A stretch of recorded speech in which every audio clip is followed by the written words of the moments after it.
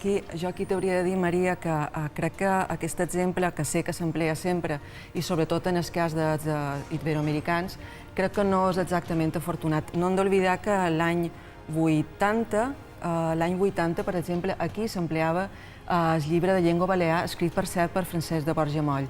El que va ser una decisió política és canviar això i canviar-ho a llengua catalana.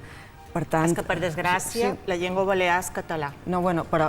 Per desgràcia, per molts. Per lo que s'estava estudiant, antes que hi hagués una decisió política en el cas diferent, era llengua balear, autor Francesc de Borja Moll, que crec que ningú posa en dubte. Bueno, català de les Illes, perfecte. En el cas de...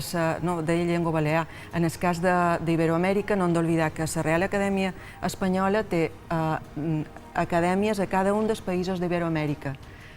Tu, si poses un traductor, poses el corrector, te pot posar de l'espanyol de cada un d'aquests països. És que jo no...